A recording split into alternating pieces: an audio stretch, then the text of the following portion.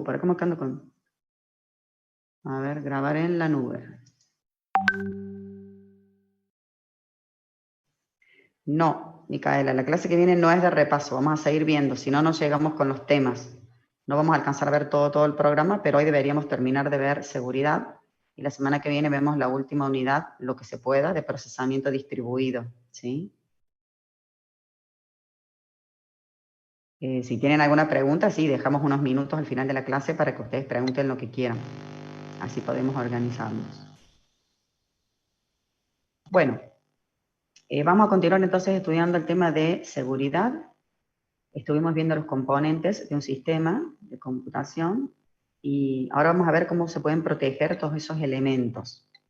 Cuando nosotros multiprogramamos, es decir, ya sabemos el concepto de multiprogramación, se comparten recursos, ¿sí? Es decir, que nosotros vamos a compartir muchos recursos, todo esto que está acá a la derecha. Cuando uno comparte, siempre es necesario proteger, ¿estamos?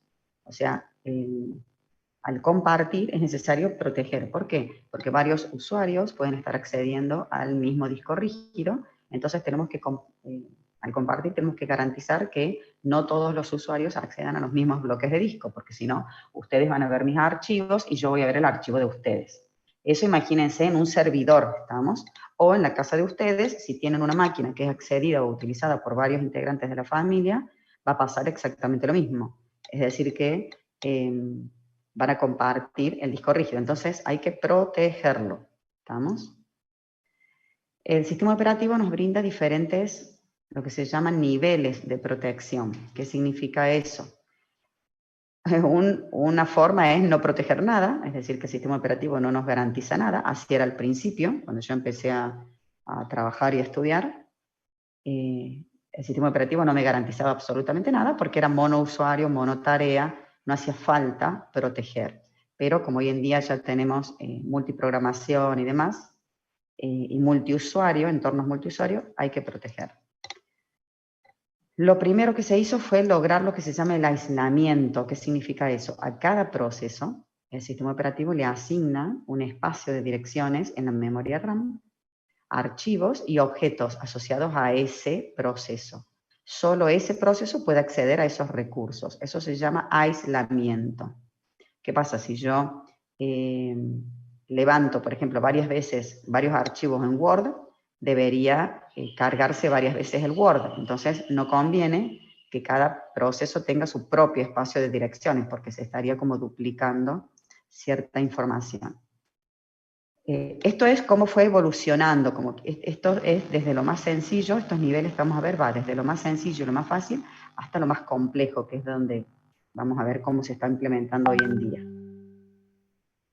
Otra forma de proteger es compartir todo o no compartir nada.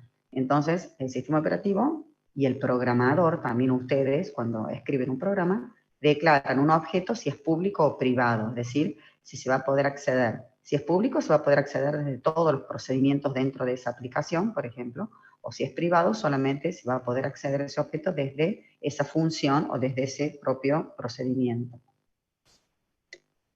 Después surgieron la compartición a través de lo que se llama limitaciones de acceso. Entonces, a cada usuario se le daban ciertos permisos y se controla qué hace el usuario o qué permisos tiene sobre ese objeto.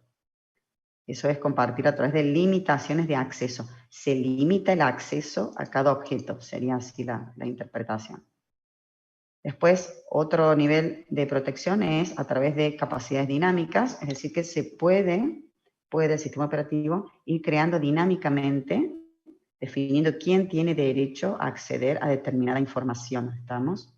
Eso se hace, por ejemplo, cuando se accede a un sitio web de manera dinámica. Entonces, si es un nuevo usuario, yo voy viendo, de acuerdo al tipo de usuario que es, le voy dejando que acceda a determinados recursos dentro de ese servidor. Y como se está usando hoy en día es lo que se llama uso limitado de un objeto, que lo que se hace es, además de controlar el acceso al objeto, que estaba por acá arriba, acá, el acceso de cada usuario a cada objeto, además de controlarse ese acceso, o sea que, por ejemplo, Cecilia puede acceder a tal archivo, se controla qué tipo qué derecho tengo sobre ese objeto. Es decir, a eso se le llaman permisos, que esto ya los conocemos nosotros, permisos de lectura, escritura y objeto.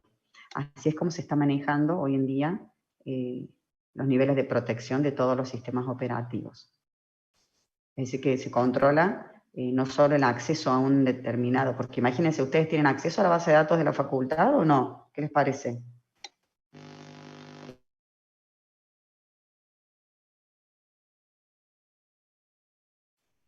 Ah, ¿no? ¿Y yo? ¿Los profes? Claro, muy bien, Tomás. Sí tienen acceso, pero limitado. Pero tanto ustedes como yo tenemos acceso a la base de datos de la facultad. Obviamente no a la base de datos completa, exacto, sino que tenemos, por ejemplo, ustedes tienen solamente acceso para leer notas, para poder ver las notas. En cambio yo solamente tengo acceso para modificar, para cargar notas. Exacto, depende de los permisos. Bueno, eso que estamos conversando ahora es esto último que vimos acá, el uso limitado de un objeto. El sistema operativo, el servidor de la facultad nos controla a nosotros con usuario y contraseña el acceso, y una vez que accedemos por ejemplo, a la base de datos, nos controla si ustedes pueden solo leer o pueden leer y escribir, ¿sí? Así es como se está implementando ahora, perfecto. Depende de los permisos, dice Laura. Eso se llama perfil de usuario, ¿estamos? Ya vamos a llegar enseguida al perfil de usuario. Dependiendo del tipo de usuario que es, son los permisos que se tienen sobre un determinado objeto. También el sistema operativo tiene que proteger lo que se llama la memoria, ¿estamos? ¿Por qué? Porque en la memoria nosotros vamos a tener información de muchos procesos que se están ejecutando en un momento determinado, sobre todo si estamos multiprogramando, vamos a tener muchos procesos en RAM en un momento determinado. Entonces, el sistema operativo tiene que controlar a qué parte de la memoria accede cada proceso. Eso nosotros ya lo estuvimos viendo cuando analizamos el tema de la memoria, ¿se acuerdan? Había registro base, registro límite. O sea, el sistema operativo controla que cada proceso se mueva dentro de su propio espacio asignado. Si nosotros tenemos implementado memoria virtual, nosotros podemos separar el espacio de la memoria entre los diferentes procesos, ya sea con la técnica de paginación o de segmentación. Entonces se va a controlar que cada proceso acceda solamente a sus páginas, por ejemplo. Entonces, sí, se puede implementar de dos formas la protección de la memoria. Una es lo que se llama aislamiento total. En ese caso, solo, ahí les puse con mayúsculas, solo el proceso puede acceder a la página o segmento, ¿sí? Que tiene asignado. No deberían haber entradas duplicadas en la tabla de páginas y o segmentos, porque solo un proceso accede a esa página o segmento. Eso se llama aislamiento total. Entonces, si yo tengo que usar el mismo archivo, se cargará 2 veces en la memoria. En cambio, ¿qué es lo que se está usando hoy en día? Si se permite la compartición, que es mucho mejor, el mismo segmento o la misma página se puede acceder desde diferentes lugares o desde diferentes procesos. Cuando se produce esta compartición, es más fácil implementarlo cuando se implementa la segmentación y no la paginación. ¿Por qué? Porque se puede compartir todo el segmento, ¿se acuerdan? En cambio, si yo tengo implementada la paginación, tengo que compartir muchas páginas, o decir, bueno, esta página sí, esta página no, esta página sí, esta página no. Es como un poquito, se puede, obviamente, de hecho se está haciendo, hoy en día se está implementando este método, pero es más complicado para el sistema operativo determinar qué páginas se comparten y qué páginas no. Por ejemplo, las páginas pertenecientes al código del programa se pueden compartir. Ahora, las páginas que hacen referencia a las variables, a los datos, a todo eso, no se pueden compartir. No conviene compartirlos. Bueno, vamos a seguir. Entonces vimos cómo se protegía los distintos niveles de protección y cómo proteger la memoria. Ahora vamos a ver algo que se llama control de acceso orientado al usuario y control de acceso orientado a los datos, ¿sí? Vamos a ver primero cómo el sistema operativo hoy en día implementa el control de acceso orientado al usuario, que se llama. ¿Qué significa eso? Que cuando nosotros tenemos que muchos usuarios en un entorno multiusuario, varios usuarios se conectan a una misma máquina, a un mismo servidor, entonces el sistema operativo de ese servidor tiene que autenticarnos. ¿Cómo les parece que nos autentican los servidores? Ya sea servidor de la facultad o servidor de correo electrónico, home banking. ¿Cómo les parece que nos pueden autenticar a nosotros? Con este proceso de login que dice acá. ¿Qué nos pide el sistema cuando nos conectamos? Para ver nuestros mails o cuando nos vamos a inscribir a la facultad. Muy bien, perfecto. Muy bien, Joaquín. Muy bien, perfecto. Compara las credenciales con usuario y contraseña. Muy bien, perfecto. Entonces, el control de acceso orientado al usuario se implementa a través de un usuario, un ID de usuario, nombre normalmente de usuario, que normalmente es nuestra primera letra del nombre y nuestro apellido. Así nos suele, en las empresas, a los empleados se les crea así el usuario.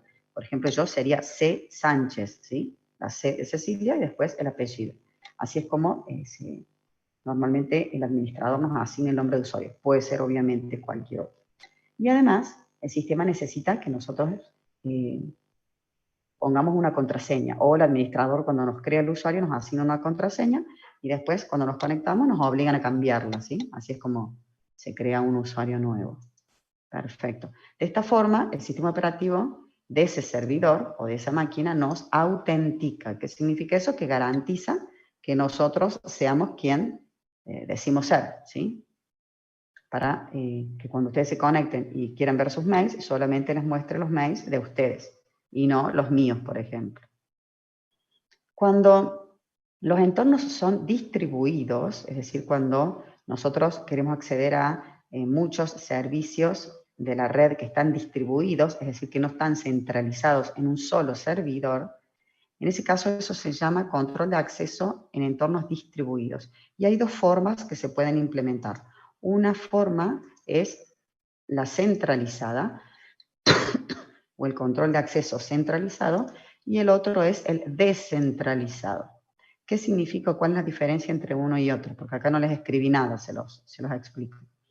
El control de acceso de usuarios centralizados, en una empresa, por ejemplo, lo implementa la red. Es decir, que cuando yo me conecto, por ejemplo, si yo trabajo en la facultad, cuando me conecto desde una computadora adentro de la facultad, el que me autentica es la red de la facultad, en ese caso, ¿sí? La red me autentica y en función de mi perfil de usuario, después me va a dejar realizar ciertas actividades o no. Ahora, la otra forma es que el control sea descentralizado. ¿Qué significa eso? Que si nosotros nos conectamos a Internet, en Internet todos los servidores están distribuidos. ¿A qué me refiero con los servidores distribuidos? Por ejemplo, si yo quiero hacer una transacción bancaria, me voy a tener que conectar contra Home Banking. Si quiero hacer, por ejemplo, no sé, registrar un parcial, una fecha de un parcial, me voy a tener que conectar contra el servidor de la facultad. Si quiero consultar mi email, me voy a tener que conectar contra Gmail o contra Hotmail. Entonces, ahí cuando uno se conecta a distintos servidores, ¿qué dice Estefano? Intranet y extranet. Exacto, algo así, algo así. Intranet, Estefano, es cuando vos te manejas dentro de tu red. Entonces, si yo estoy, por ejemplo, trabajando en mi empresa o en la facultad, se implementaría el control centralizado, ¿sí? Porque a mí me autentica la red, la intranet, que vos le decís, y yo ya tengo derecho a acceder a todos los servicios que me brinde esa red, de esa empresa, de ese banco, de esa facultad. Ahora, si yo quiero acceder, salir de esa red, como vos decís, la extranet, o sea, yo les planteé irme a Internet, a distintos servidores, ahí ya el control es descentralizado. ¿Por qué? Porque el control lo tiene que hacer cada servidor de manera individual. Yo no es que me conecto a Internet una sola vez y a mí me controle el acceso la Internet, sino que el servidor del banco, el servidor de la facultad, el servidor de correo electrónico, me van a tener que autenticar tantas veces como yo quiera loguearme o ingresar a ese servidor. ¿Se entiende entonces la diferencia? El control centralizado lo implementa la red de una empresa u organización. En cambio, el control descentralizado lo implementa cada servidor de manera individual y particular. Sobre todo se implementa en Internet, ese control descentralizado. Bueno, eso sería el control de acceso orientado al usuario, a través de nombre de usuario o un ID de usuario y una contraseña. El otro control de acceso es que, ¿qué les parece? Una vez que a mí me autentica el servidor de la facultad, es decir, que yo le pongo mi usuario y mi contraseña, ¿puedo hacer lo que quiera en el servidor de la facultad o no? Si yo ya estoy autenticada. No, muy bien, no se puede hacer. No, me pone Tomás. No puedo hacer lo que quiera. Voy a poder acceder a ciertos datos y a cierta información en función de mi perfil de usuario, ¿sí? Entonces, el sistema operativo, además de autenticar, es como que se implementan varios controles. Es como en casa, yo siempre digo, en casa nosotros no tenemos solamente, no le ponemos llave a la puerta, no tenemos solamente rejas en la ventana. Tenemos reja, tenemos llave en la puerta, tenemos cámaras, alarmas, tenemos un montón de medidas de seguridad, ¿sí? El sistema operativo hace lo mismo, va controlando desde varios lados. En este caso, el control lo va a implementar una vez que ya el usuario esté adentro, como quien dice que se haya autenticado, va a controlar a qué datos puede acceder y a qué datos no puede acceder. Entonces, yo acá les puse que una vez que el usuario ingresó al sistema, a donde sea, ya sea al servidor de la facultad, a home banking, al correo electrónico, a lo que sea, hay que controlar qué puede hacer dentro de ese sistema, ¿sí? A eso se refiere el control de acceso orientado a los datos. Para eso se define un perfil de usuario. Entonces, en función de si ustedes entran como perfil de alumno, yo entro como perfil de docente, el decano entrará con su propio perfil, ¿sí? Cada perfil tiene operaciones y accesos permitidos a los datos. Ese control, ese acceso, no significa que yo pueda acceder a un registro, por ejemplo, de una base de datos, que muchos de ustedes no han cursado todavía gestión de datos, que es una materia de tercero, pero muchos de ustedes sí. Yo simplemente les comento que una base de datos tiene muchos renglones, muchos registros, perdón, y en cada uno de esos registros hay campos. Entonces, yo puedo acceder a un registro de una base de datos, por ejemplo, al registro del primer parcial de sistemas operativos, y en mi perfil yo voy a poder leerlo y modificarlo. En cambio, en el perfil de ustedes solo lo van a poder leer a ese campo de ese registro, ¿sí? Es decir, que ahí se controla el acceso a un determinado registro de la base de datos, no el acceso a toda la base de datos. No sé si se entiende la idea. Y hasta se puede controlar el acceso a cada campo individual dentro de cada registro de la base de datos. ¿Cómo lo implementa el sistema operativo al control de acceso orientado a los datos? A través de una matriz de acceso. ¿Qué se define en esa matriz de acceso? El sujeto, que sería el usuario, puede ser el proceso a nivel de sistema operativo. El objeto, que es a qué voy a acceder yo, puede ser un archivo, una parte de un archivo, un registro, un programa, ¿sí? Una partecita de memoria. Esos son objetos. Una impresora, por ejemplo. Y después se registran los derechos de acceso. Significa que ese sujeto con respecto a ese objeto, ¿qué va a poder hacer? Si lo va a poder modificar, lo va a poder borrar, lo va a poder leer, lo va a poder escribir. A eso se refiere. Esa matriz de acceso se implementa así, como está acá, en la siguiente diapositiva.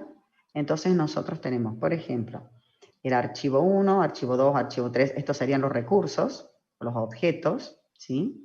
Acá tenemos los diferentes usuarios, yo acá les puse 3 usuarios porque en realidad le copié a esta tabla, a esta matriz de acceso del libro, para que la reconozcan cuando la vean.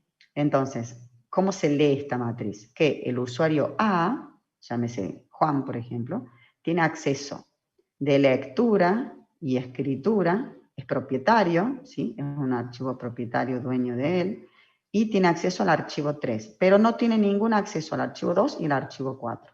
El usuario B tiene acceso al archivo 1, a todos los archivos, pero fíjense que el archivo 1 lo puede leer, al archivo 3 lo puede modificar, ¿sí? Es decir, que hay diferentes permisos de acceso para cada recurso o para cada objeto.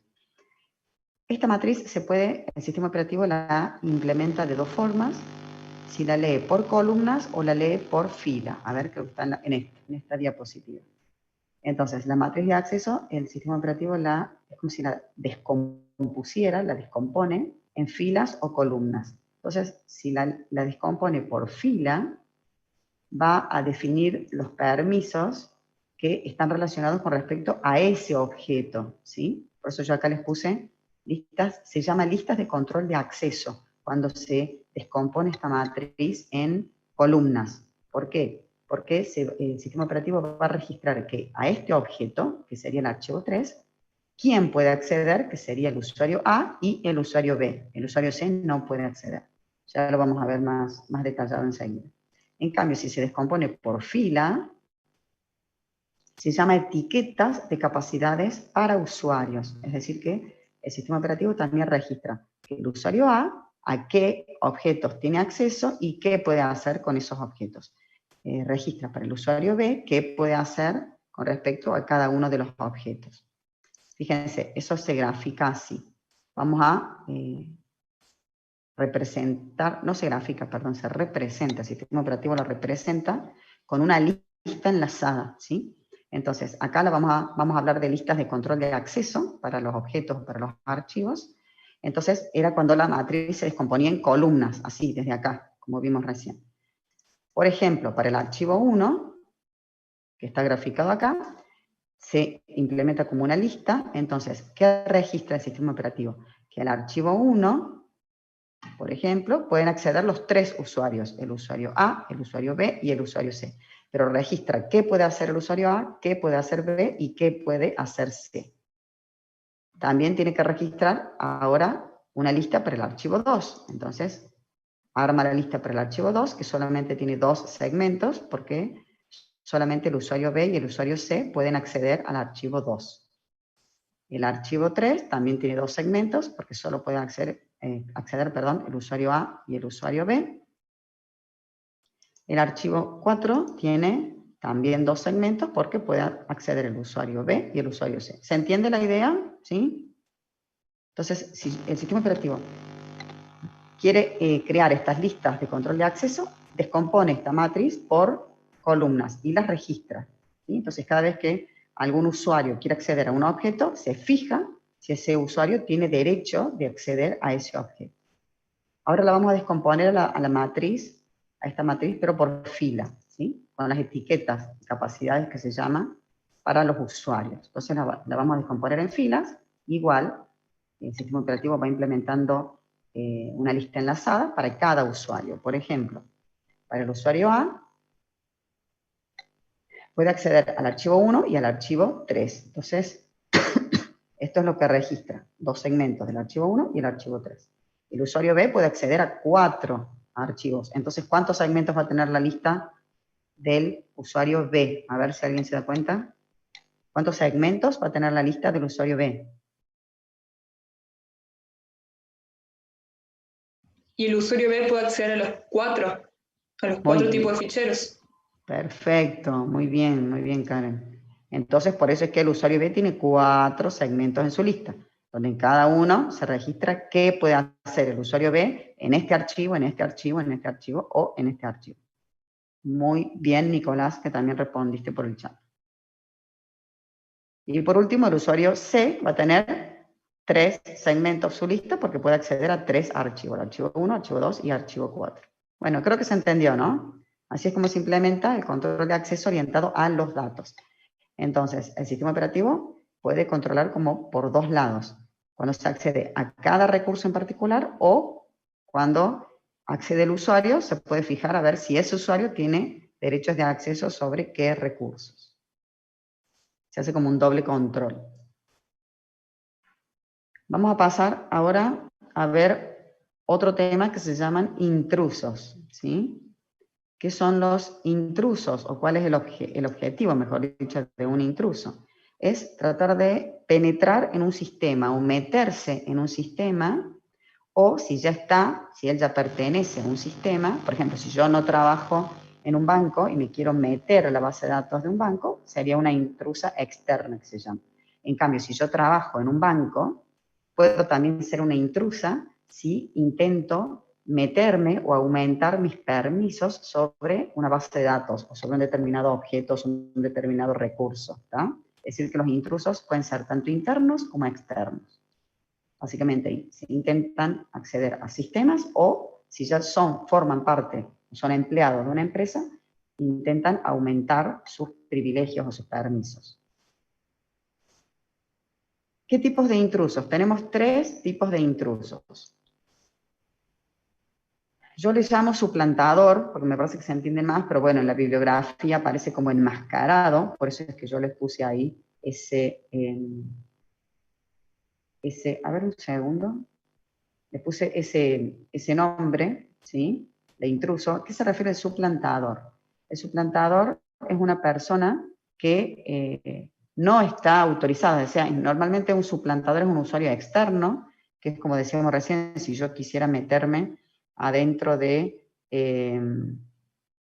¿cómo se llama? Adentro del banco, entonces yo soy una suplantadora. ¿Por qué? Porque me hago pasar por otra persona, ¿sí? Es decir, que le robo, por ejemplo, el usuario y la contraseña a un empleado del banco, que sería un usuario legítimo, y me hago pasar por él. Eso sería un intruso que se llama suplantador.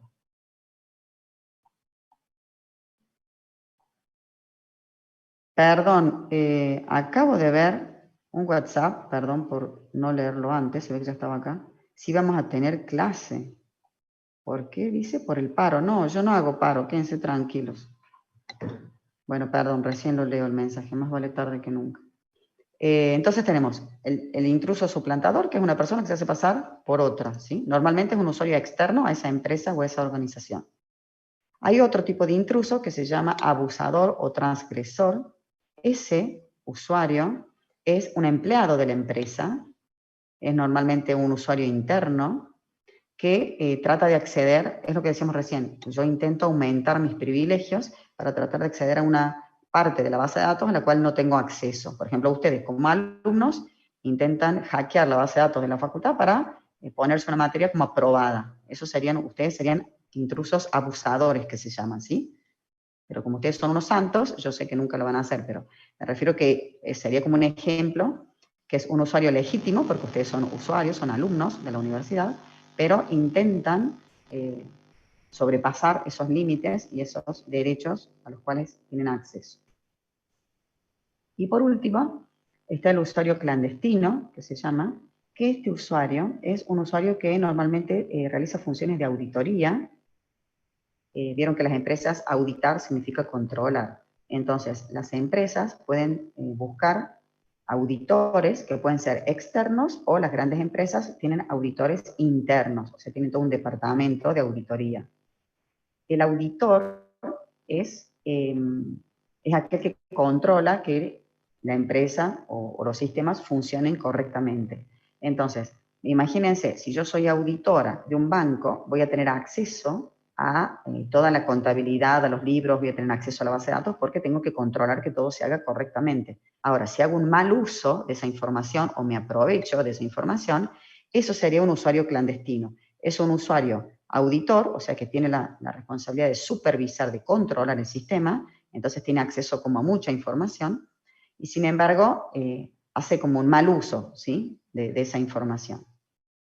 Puede ser tanto interno como externo, porque les decía, si la empresa es grande, tienen auditoría interna. Si no, ustedes contratan un auditor externo a la empresa para que les controle que todo funciona correctamente, que las bases de datos funcionen correctamente, que los sistemas, que todo ande bien.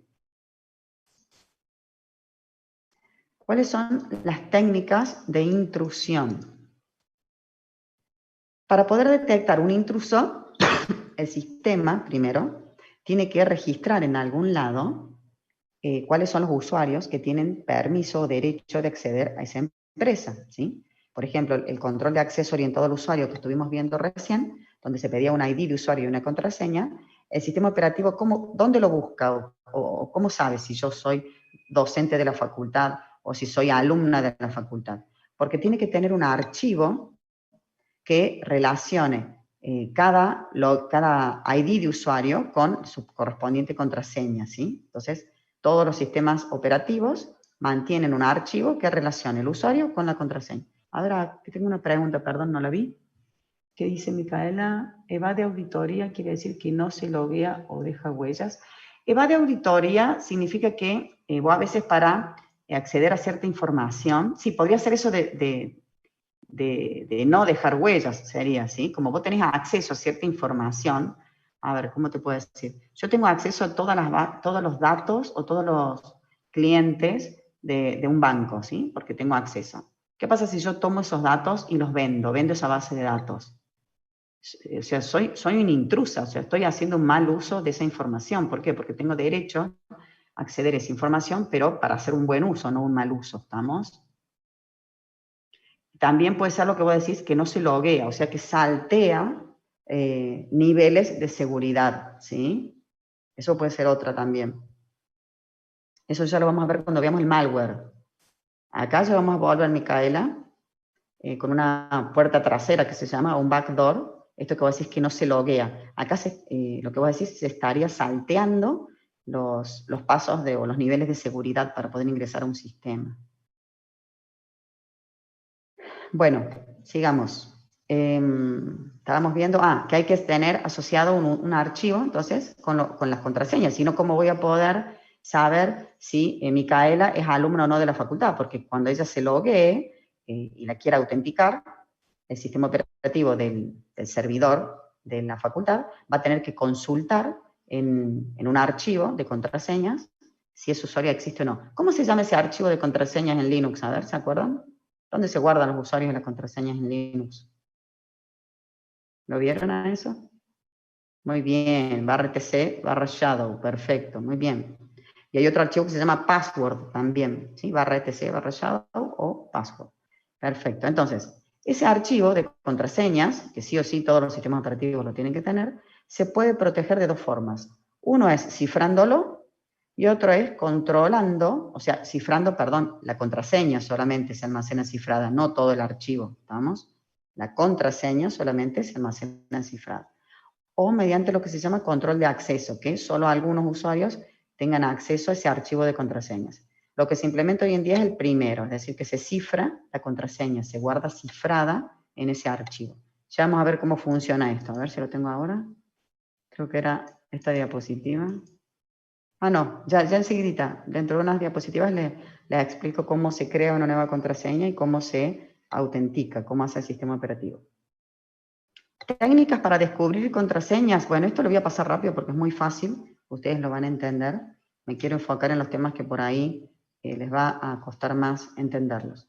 Para descubrir contraseñas, los hackers lo que hacen es intentar las contraseñas por defecto. Cada vez que ustedes compran un dispositivo, viene ya con una contraseña por defecto. Hay muchas personas que no la cambian.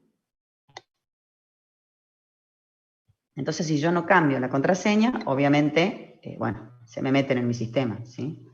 Los routers, por ejemplo, los dispositivos de interconexión vienen con contraseñas. Hay gente que se pone a probar contraseñas cortitas, prueba, hasta que se llaman ataques de fuerza bruta, es así. Probar palabras del diccionario. Se puede desarrollar un programa que vaya tomando palabras del diccionario y vaya intentando loguearse, probando diferentes palabras de un diccionario. Otra forma, esto va de lo más sencillo a lo más complejo, ¿sí? Técnicas para descubrir contraseñas. Otra es, si yo quiero, por ejemplo, conseguir la contraseña de mi jefe, porque, me interesa ver a qué información accede él, lo que hago es hacer una ingeniería social, que se llama, que es averiguar todos sus datos personales, nombre, fecha de nacimiento, DNI y demás, y de sus familiares, ¿estamos? Después intento loguearme con combinaciones de su número de teléfono, su DNI, la patente del auto, qué hobby tiene, el nombre del perro, no sé, qué es lo que normalmente pone uno como contraseña, ¿está? O sea, no usen ese tipo de contraseña porque se las van a adivinar muy fácilmente. Algo ya más sofisticado es intervenir la línea entre el usuario remoto y su oficina, por si hace lo que se llama teletrabajo, que hoy en día la mayoría implementa teletrabajo, se puede intervenir comunicaciones que viajan por internet y tratar de descubrir su usuario y su contraseña. Obviamente que hoy en día viaja todo cifrado, o sea que es más difícil descubrirlo. ¿Está? ¿Cuáles serían las contramedidas contra todo esto para que no se nos metan intrusos en nuestra empresa? Prevenir y detectar intrusos. En el caso que yo no lo pueda prevenir y se me meta un intruso en mi máquina o en mi empresa, tengo que detectarlo. ¿Estamos? Bueno, ya vamos a volver enseguidita al tema de cómo se pueden detectar los intrusos. Vuelvo al tema de las contraseñas, ¿sí? Que habíamos planteado recién. Vamos a ver cómo se crea o se asigna una contraseña.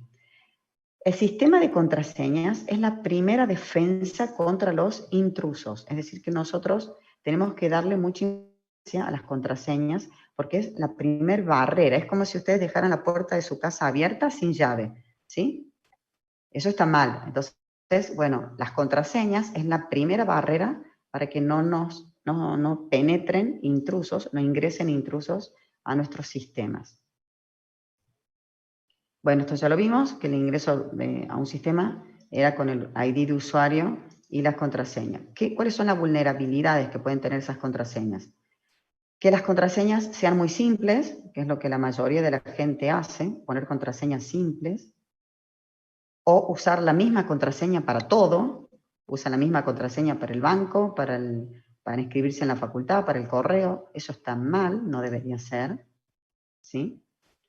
Se realiza un control de acceso al archivo de las contraseñas y lo que da realmente resultado, que acá les puse estrategia efectiva, es obligar a los usuarios a elegir contraseñas difíciles. Eso se llaman contraseñas fuertes, ¿sí? Contraseñas que no sean tan sencillas de adivinar. No le pongan la contraseña el nombre de la novia de ustedes o del novio, el nombre del perro, ¿estamos? Porque eso lo van a deducir fácilmente. Si bien ustedes ahora son estudiantes, no son gerentes, pero cuando sean gerentes de una empresa o tengan cargos jerárquicos, todo el mundo va a intentar averiguarles su contraseña, ¿sí? Para hacerse pasar por ustedes. Entonces, tienen que tener contraseñas fuertes. Ya vamos a volver de nuevo a las contraseñas dentro de un ratito. Acá quería llegar. ¿Cómo carga el sistema una nueva contraseña? El sistema, cuando crea una contraseña, por ejemplo, primero el usuario ya tiene que estar creado, ¿sí? Una vez que ya el usuario está creado, lo que se hace es, se le pide una contraseña, que el usuario tipee una contraseña. No nos vamos a meter con los bits para no complicarlo, simplemente a nivel conceptual. Le pedimos que tipee una contraseña y el sistema operativo genera un número aleatorio, que acá le llama semilla o aderezo, y se lo agrega a la contraseña. ¿Para qué le agrega esa semilla? Para que la contraseña sea más larga, y mientras más larga sea la contraseña, es más difícil de adivinarla, ¿sí? Entonces, el sistema operativo, ¿qué hace? Une esa semilla, que es un número aleatorio, con la contraseña que ustedes tipean, la cifra con un algoritmo de cifrado, de encriptado, y carga esa contraseña en el archivo de contraseñas, en el shadow, por ejemplo, ¿sí? En el /etc/shadow. ¿Qué registra en este archivo de contraseñas? El nombre del usuario, el ID del usuario, acá no va cifrado, va C. Sánchez, o, por ejemplo, M. Floriano, de Micaela Floriano, o N. Castro, de Nicolás Castro. Le pone la semilla o el aderezo, también sin cifrar, y la contraseña cifrada, ¿sí? Acá sí, la contraseña, creo que les puse una animación. Sí, ahí la contraseña va cifrada, se almacena cifrada. Entonces tenemos el ID de usuario, la semilla o el aderezo, que es el número aleatorio que generó el sistema operativo, y guarda la contraseña cifrada. Así se crea, como quien dice, esa contraseña. Ahora, ¿cómo se autentica? Bueno, perdón, vamos a ver primero para qué se utiliza esa semilla. Estoy apurada hoy, estoy ansiosa por las diapositivas. ¿Para qué se usa esa semilla? Primero, para que dos usuarios puedan elegir la misma contraseña. ¿Qué pasa si da la grandísima casualidad que dos usuarios eligen la misma contraseña? Se van a distinguir por esa semilla, ¿sí? Por ese aderezo. le da mayor fortaleza a la contraseña porque es más larga, ¿sí? ¿Qué pasa si el usuario elige una contraseña corta? Esa semilla hace que esa contraseña sea más larga. Mientras más largas sean las contraseñas, más difíciles son de adivinar o son más fuertes, que se llama. Y bueno, esto no sé si me lo van a entender. Hay algoritmos de encriptados que se llaman DES, que es el algoritmo de encriptación estándar, que se llama. Es un algoritmo de cifrado, básicamente, y esa semilla evita que se utilice lo que se llama implementaciones de ese algoritmo a nivel de hardware, ¿sí? Lo cual limita el ataque por fuerza bruta. Esa semilla, bueno, dijimos recién que se almacena así en texto plano, no se cifra, ¿sí? Lo único que se cifra es la contraseña. La contraseña sí se almacena cifrada. Fíjense, acá vamos a ir viendo los pasos para autenticar un usuario, ¿sí? Cuando el sistema nos autentica, ¿qué hace? Acá creo que había un número 1. ¿Dónde está? Ahí está.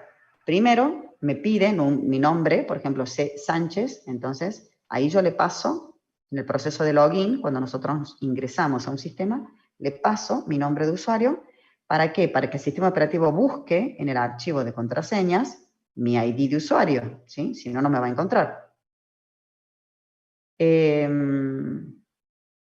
Me busca, me encuentra, saca la semilla de ahí sin cifrar, la saca, la toma, a ver, el número 2, lee la semilla de Cecilia, por ejemplo, la saca y la tiene a mano, la tiene ahí quietita a mano, y ¿qué espera? Me pide la contraseña, entonces yo tipeo la contraseña, sin cifrar obviamente, porque la estoy tipeando sin cifrar. Esa contraseña, el sistema operativo la mezcla con esa semilla que sacó del archivo, la cifra y obtiene la contraseña cifrada. Con esa contraseña cifrada, me pide la contraseña, perdón, la cifra, ¿cierto? Era el paso 4. Y en el paso 5 va a comparar esa contraseña cifrada, que resultó de unir la semilla con la contraseña, y la va a comparar con la que está cifrada acá, con la contraseña que está cifrada. ¿Está? ¿Por qué? Porque no puede descifrar la contraseña, solo puede comparar contraseñas cifradas. Entonces, cifra la contraseña que yo le tipeo y la compara con la que ya está almacenada, cifrada en el archivo de contraseñas. Si coincide, si da lo mismo, entonces el sistema me autentica. Si son diferentes, el sistema no me autentica. Así es como los sistemas operativos hoy en día controlan la primera barrera, que es el control de acceso orientado al usuario, que es con un ID y con una contraseña. ¿Vamos? ¿Podría guardarse en este archivo de contraseñas? ¿Podría loguearse un nuevo usuario acá? ¿Qué pasa si este no es C. Sánchez, sino que es, no sé, Ornella Pérez? No se va a poder loguear porque el sistema operativo no lo va a encontrar, no va a estar registrado en este archivo de contraseñas. Primero el administrador lo tiene que dar de alta, tiene que crear ese usuario para que después ese usuario pueda loguearse, ¿sí? Bien. Espero que se vaya entendiendo porque están muy calladitos. Vamos a ver qué estrategias existen para seleccionar una buena... bueno, Micaela está atenta por lo menos. Gracias, Micaela. Así me quedo más tranquila de que alguien me va siguiendo.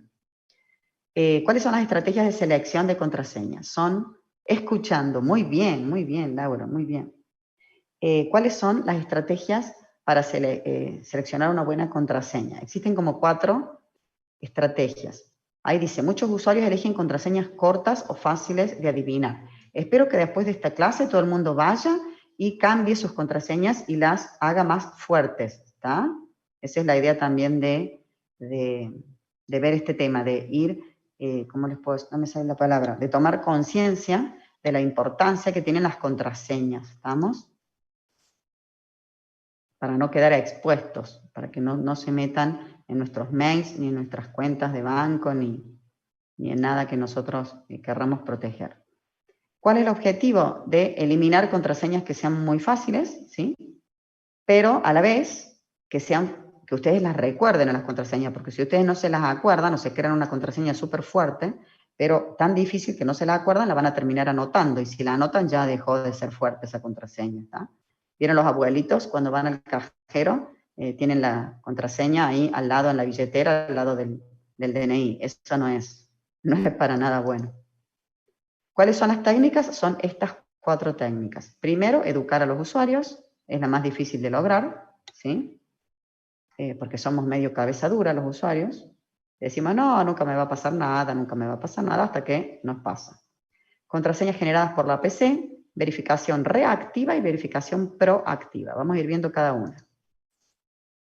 La primera, educación de los usuarios. Las empresas hacen capacitaciones, hacen charlas y les enseñan a crear contraseñas fuertes, ¿sí? Para que no penetren en el sistema. Pero obviamente es difícil de lograr, como les decía recién, somos medios testarudos y nos gustan las contraseñas fáciles o usar una sola contraseña para todo y demás. La segunda estrategia dice contraseñas generadas por la PC. Esto se usaba antes. A mí me tocó vivir en esta época. Las contraseñas las genera una PC, no hay forma de acordárselas, porque es una letra, una X mayúscula, una Y minúscula, un número raro, no hay forma, no es aceptada por los usuarios, porque es difícil de memorizar, y todo al final terminan escribiéndola, ¿sí?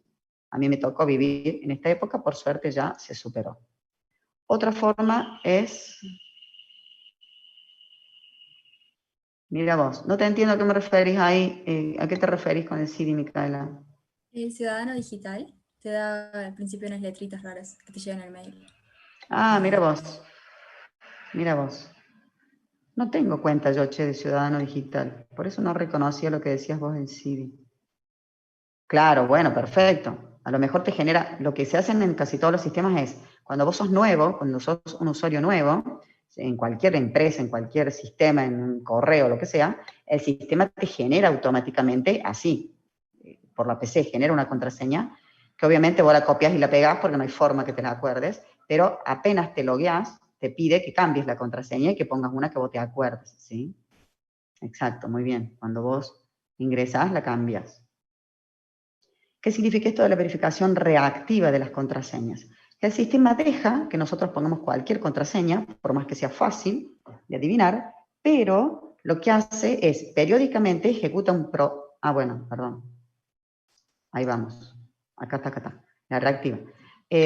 Lo que hace el sistema es dejar que nosotros vayamos creando cualquier contraseña, por más que sea sencilla, pero periódicamente ejecuta un software viendo la fortaleza de las contraseñas. O sea, un programita que hace un análisis de las contraseñas de los usuarios, y si son débiles, lo que hace es le anula esa contraseña y le avisa, le manda un mail al usuario diciéndole: esa contraseña la tenés que cambiar porque no es una contraseña fuerte, es muy fácil. ¿Qué problema tenía este método? Que la contraseña débil quedaba vulnerable hasta que se ejecutaba ese software, o sea, hasta que se detectaban. Y si podía estar un día o unas horas siendo vulnerable esa contraseña, ¿sí? O sea, varios podían adivinarla durante ese tiempo. Entonces, lo que se usa ahora es una verificación proactiva.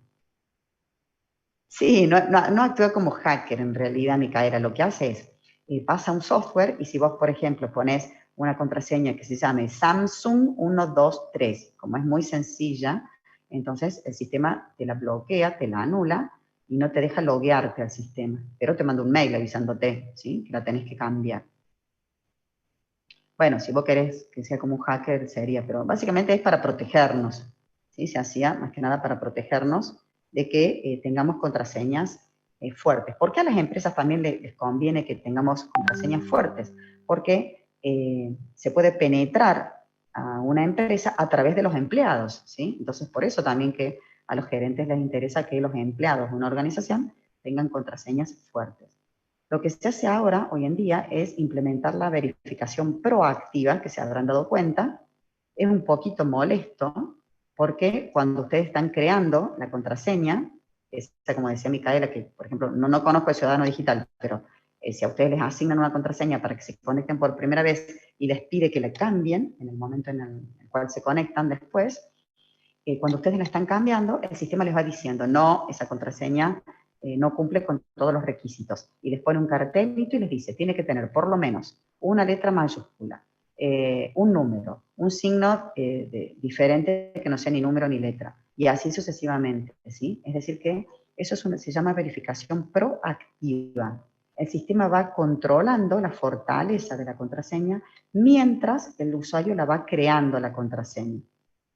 A ver qué dice Laura.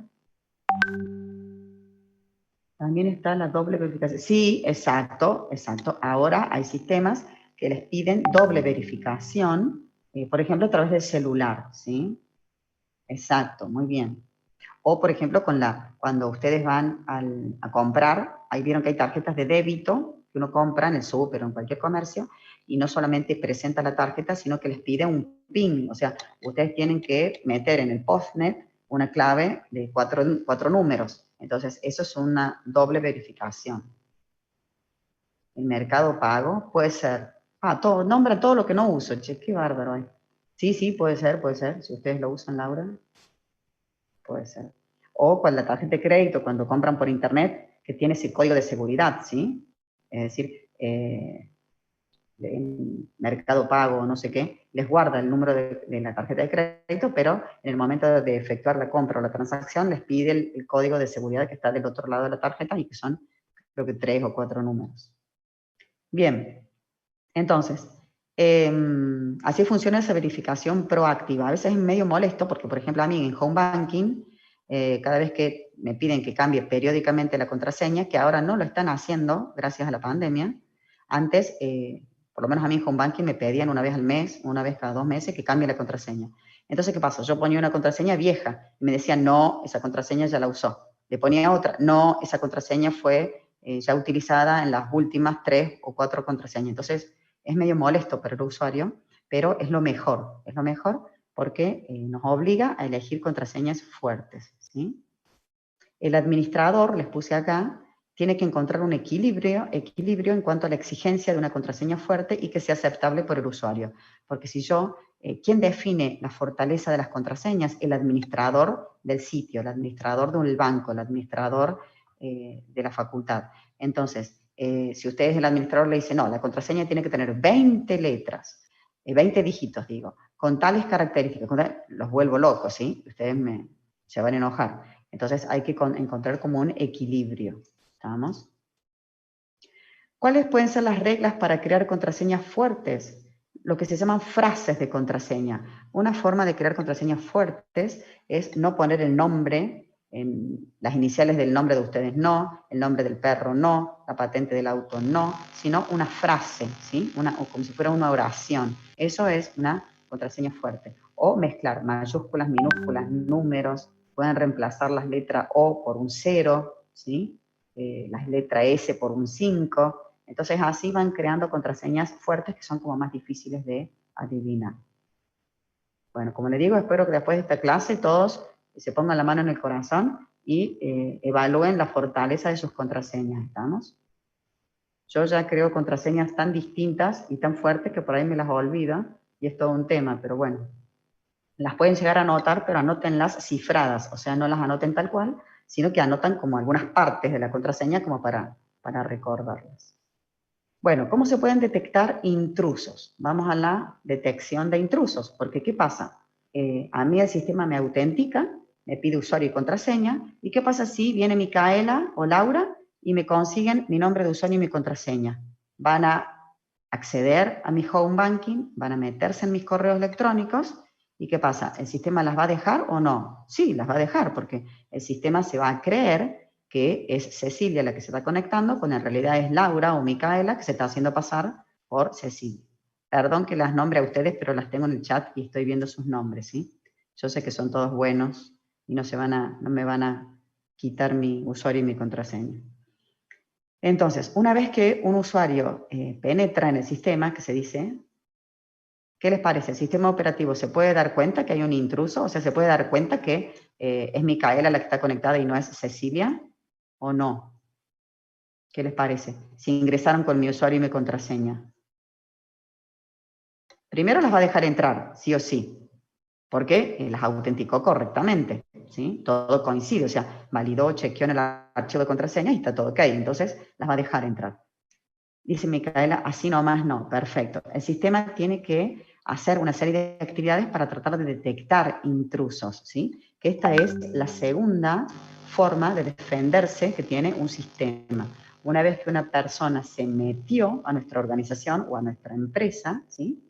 Hay que tratar de detectar si nosotros tenemos alguien extra o algún intruso metidos en nuestra organización. ¿Cómo se hace para detectar? ¿O qué aspectos hay que tener en cuenta? Primero, el sistema los tiene que detectar lo más rápido posible antes que hagan daño, ¿sí? Porque si entran, están todo un día, me borran la base de datos, me cambian todos los valores, se ponen la nota que quieren en la base de datos de la facultad y yo los detecto a los 2 días y ya fue tarde, ¿sí? Entonces hay que detectarlo lo más rápidamente posible y expulsarlo del sistema. Negarle el acceso, ¿sí? Sacarlos, que se llama.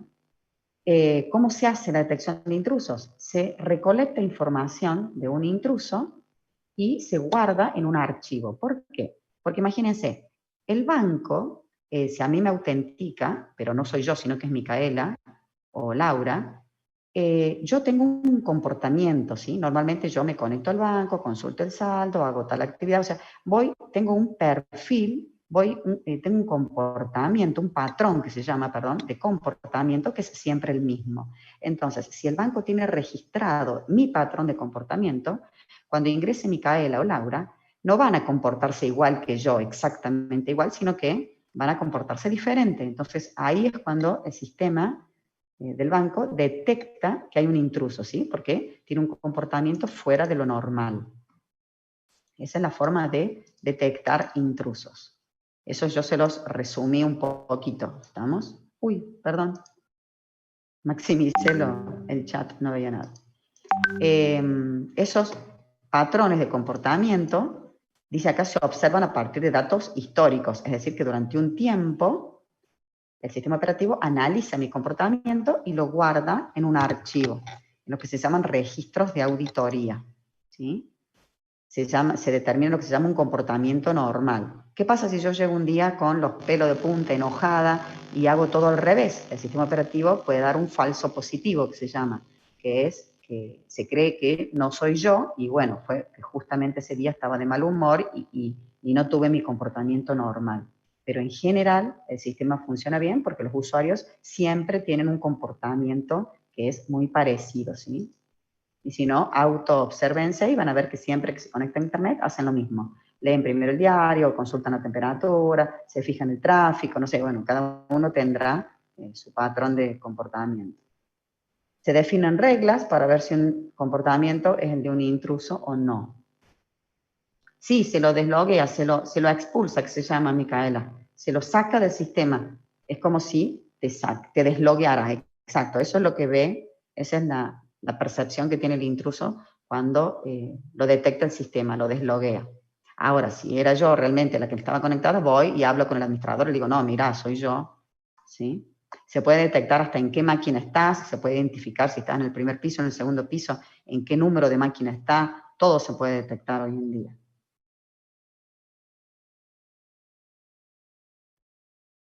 ¿Qué reglas? Estas del comportamiento, ahí lo vemos en el registro de auditoría. Ahí viene, ¿quién está preguntando? Karen, ¿sí? Ahí vamos.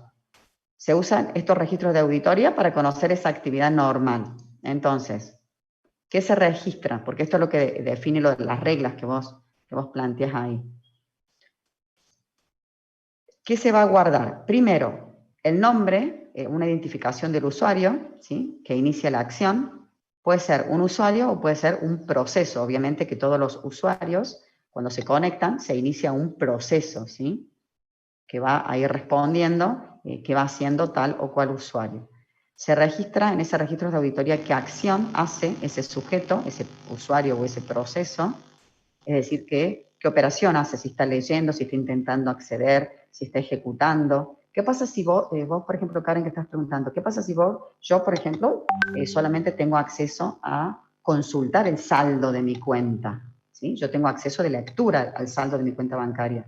¿Qué pasa si lo quiero? Acceso de lectura y tenés otro tipo de comportamiento como hacer una transferencia u otro tipo de reacción con el sistema, no es un patrón acorde al patrón que vos tenés acceso a hacer las cosas.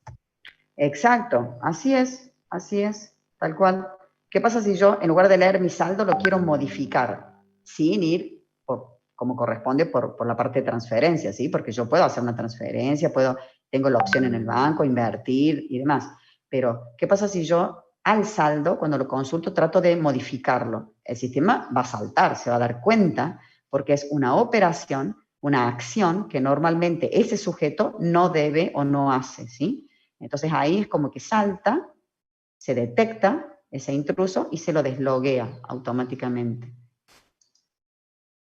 Entonces se registra el sujeto, la acción y sobre qué objeto está realizando esa acción, sobre qué registro de la base de datos, sobre qué archivo, sobre qué programa, o si está intentando acceder a una impresora a la cual no tiene acceso, ¿sí? Eso sería lo más leve, acceder a una impresora. Lo peligroso es acceder a registros de base de datos e intentar modificarlos, ¿tá? Y lo que se hace es qué uso se hace de los recursos, o sea, se registra cuánto tiempo ustedes están logueados, por ejemplo, en Home Banking, o cuánto, bueno, acá les puse cantidad de líneas que ustedes imprimen, cuánto tiempo de micro utilizan, cantidad de registros que acceden, todo eso se va registrando para tratar de definir como esas reglas o ese comportamiento que tienen los usuarios, para tratar de lograr lo que se llaman desviaciones cuando ese usuario se aleja, ¿sí? ¿Qué pasa si se aleja un poquito? Y no salta. Si se aleja mucho de ese comportamiento, ahí salta y se lo detecta. Y lo que se pone también en ese registro de auditoría es una marca de tiempo, es decir, la fecha y la hora en la cual ustedes realizaron esa actividad. ¿Qué pasa si yo trabajo en un banco desde las 8 hasta las 4 de la tarde? Y después me conecto un día a las 7 de la tarde, soy empleada del banco, por ejemplo, e intento hacer accesos que no me corresponden. Todo eso va a quedar registrado también en los registros de auditoría. Entonces va a saltar porque se intentó acceder dentro de un horario que no estaba permitido. De hecho, los administradores pueden filtrar el acceso por hora, ¿sí? Pueden decir, hay acceso a la base de datos de lunes a viernes entre las 8 y las 16. Si algún usuario intenta acceder a la base de datos un domingo a la mañana, a la madrugada, y no lo dejo, ¿sí? No lo dejo acceder. A ver qué dice Gonzalo. Una vez deslogueado ese intruso, ¿cuáles son los pasos a seguir para un posible nuevo intento de acceso? Eso depende de la habilidad del intruso. Si es un intruso, realmente un intruso, no se va a poder loguear, ¿sí? Porque el sistema lo va a bloquear. Ahora, si vos es un empleado que se levantó con un mal día y tuvo un comportamiento anormal y es realmente un empleado, simplemente va, se dirige con el administrador, le dice, mira, ¿qué pasó? Me deslogueaste, permitime acceder de nuevo, ¿sí? Porque se pueden dar esos falsos positivos que decíamos recién. Y el intruso, normalmente cuando los intrusos son como los ladrones, y se dan cuenta que los detectaron y esperan un tiempo, no vuelven a intentarlo ahí nomás, ¿sí? Porque saben que o sea, buscan otra estrategia, básicamente. No sé, no soy de andar hackeando, así que no me dedico a eso, pero normalmente suelen hacer así el patrón de comportamiento de ellos, de los intrusos. Bueno, vamos a empezar a ver algo de software malicioso. Esta es ya la última parte de esta unidad, que es software malicioso, o así se traduce, pero se le llama malware, ¿sí? De esto saben ustedes más que yo, así que yo creo que ustedes podrían dar la clase, pero vamos a tratar de ir viendo distintos conceptos, por lo menos que nosotros, como cátedra, queremos que ustedes sepan, ¿tá? Hay alumnos o hay gente que le interesa muchísimo el tema de seguridad y se sabe muy bien todos estos temas. ¿Qué es un software malicioso o un malware? Es un determinado software, un tipo de software que el objetivo que tiene es meterse, penetrar en un sistema, ya sea solo para mirar, a ver qué está pasando, o para dañar, hacer realmente un daño, ¿sí? Ya sea a una computadora en particular o a todo un sistema de información. Yo puedo dañar a una PC, puedo borrar archivos, puedo hacer que un software se ejecute de una manera diferente, ¿sí? Que una aplicación se ejecute de manera distinta. Todo eso se puede hacer a través de un malware. Ese malware lo vamos a clasificar primero, antes de entrar en detalle en cada uno de los tipos de malware que existen, lo vamos a tratar de clasificar. Ahí yo les puse los programas malignos, se dividen como en dos grandes grupos. Aquellos que necesitan lo que se llaman un programa anfitrión, que sería esto, que necesitan estar unidos, ese trozo de código, porque ¿qué es el malware? Es un trozo de código, ¿sí? Que es malo en sí mismo, o tiene que estar pegado o unido, o depende de otro programa o de otro trozo de código para poder hacer el daño. Entonces, ese software maligno, si necesita estar adosado a otro programa, nos vamos a ir por esta rama de la izquierda. En cambio, si es un malware independiente, que ahora son más nuevos, estos son los que más se usan, es un trozo de código que ya es un malware en sí mismo, no necesita de ningún programa para pegarse, como quien dice, nos vamos a ir por esta rama de la derecha. Ejemplos de malware que necesitan pegarse o depende de otro software para ejecutarse. Están la puerta secreta, la bomba lógica, los troyanos y los virus, ¿sí? Acá se los puse de otro color a los virus porque vamos a ver que hay otra clasificación acá.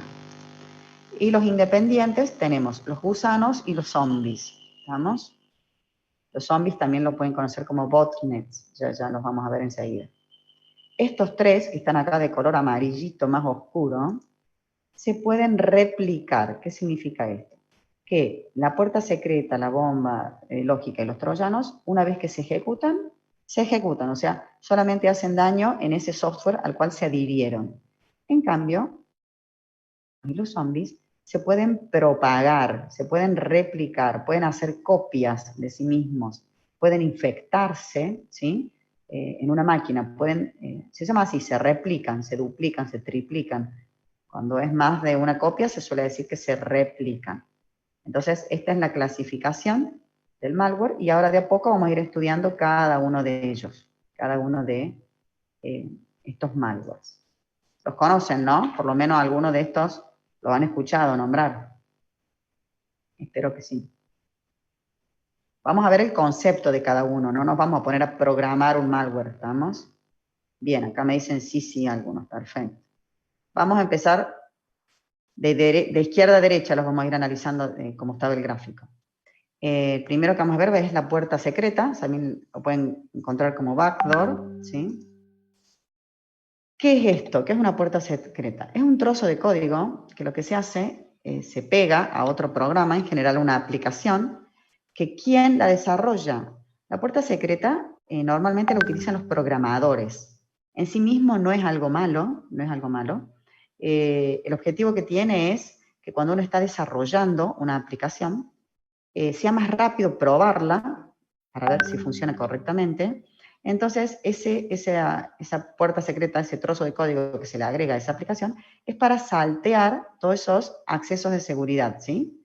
Es como para ir directo, de lleno, al grano o al objetivo o a la función principal de la aplicación y poder probarla. Esa es la idea de la puerta secreta. La usan los programadores, como les digo, para depurar programas, para bueno, así se llama, depurarlos, cuando uno va controlando que realmente funcione correctamente esa aplicación mientras la vamos desarrollando. Normalmente son un conjunto de teclas que uno aprieta para esquivarle a todos los controles de acceso de esa aplicación para ir directamente, como les digo, a ver si funciona correctamente. Obviamente esto es muy difícil de detectar por parte del sistema operativo, porque lo agregaron, es un trozo de código que lo agregaron los programadores. Una vez que uno desarrolla una aplicación como programador, tiene que sacarle esa puerta secreta, ese trozo de código, y dársela, vendérsela al cliente, ¿sí? Lo que hacen algunas personas malintencionadas, es dejar esa puerta secreta, entonces ese backdoor se transforma como en una amenaza, ¿sí? Cuando después los programadores, si quieren, pueden hacer si fuera un abuso de ese backdoor, ¿sí? Entonces le dicen al cliente, no, mira que si vos no me pagas más por una actualización, yo te puedo hackear la aplicación, ¿tá? Claro, sí, por eso, es como que es una carta bajo la manga que tienen los programadores. Es decir, en sí mismo no es malo, pero se puede convertir en algo malo, ¿tá? Es como un cuchillo, yo un cuchillo lo uso para cortar o lo puedo usar para matar a alguien o para herir a alguien. Esto sería como algo así, ¿tá? Obviamente que es indetectable por el sistema operativo, no hay forma que lo detecte. ¿Qué es una bomba lógica? Las bombas lógicas, bueno, se pusieron de moda hace un tiempo. Es un trozo de código que sí o sí tiene que estar pegado a otro trozo de código que se va a activar, es decir, se va a ejecutar cuando se dan ciertas condiciones. Entonces, esa bomba lógica o ese trozo de código va a estar pegado, adosado a una aplicación, a un programa legítimo, normal, bueno, pero se va a activar cuando se den determinadas condiciones. Yo les puse acá algunos ejemplos. Cuando yo era más joven decían, no abras esa aplicación hoy porque tiene una bomba lógica y si se activa te borra todo lo que tengas en el disco, ¿tá? Entonces, ese código de bomba lógica, ese código de programa que uno le agrega, ese malware, está programado porque si coincide con una fecha se activa y hace el daño, ¿sí? O se puede programar que la vez 100 que se ejecute esa aplicación haga daño, se active esa bomba. O por determinadas características, o sea, son condiciones que una vez que se cumplen, se activan. ¿Qué pasa si esas condiciones no se cumplen nunca? Y podemos tener una bomba lógica en un programa y nunca hacernos nada porque no se cumplieron esas condiciones para las cuales estuvo programada esa bomba lógica.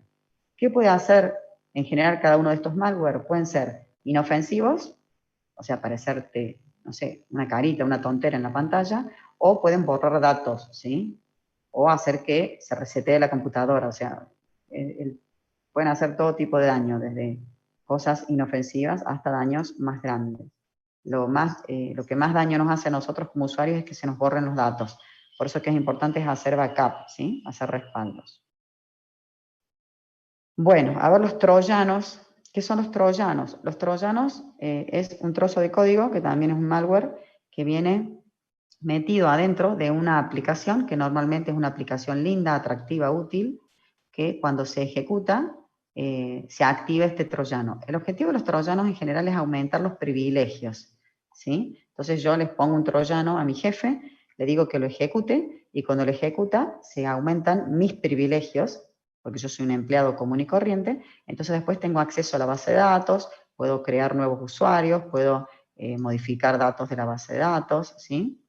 Entonces, normalmente se adosan a programas útiles, lindos, atractivos, pero tienen ese código oculto que, obviamente, cuando lo ejecuta, esa persona, ese gerente, hace una función dañina. La función dañina, en general, como les digo, es aumentar los privilegios. Es hacer algo como de forma indirecta, les puse acá. ¿Ah? Así es, Micaela. Yo le digo a mi jefecito, mira qué bonita esta aplicación.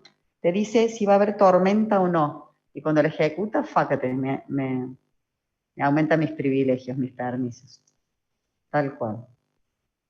Tipos de troyanos, hay muchos tipos de troyanos, pueden ser backdoors, botnets, que son los zombies, los dialers, los keyloggers, ¿sí? Los keyloggers son los que van guardando todo lo que nosotros tipeamos en el teclado, entonces ya se pueden descubrir contraseñas, ¿está? Bien, los dialers son los que discan a través de nuestro módem y se comunican con otros sitios en internet. Bueno, de a poco vamos a ir aprendiendo. ¿Qué viene ahora? Los virus. Ya son las 12. Bueno, vamos a cortar acá porque el tema de virus es más largo. Vamos a interrumpir acá y seguimos la clase que viene, ¿sí? Porque yo ya tengo que son las 12. Voy a detener la grabación. Ahí está.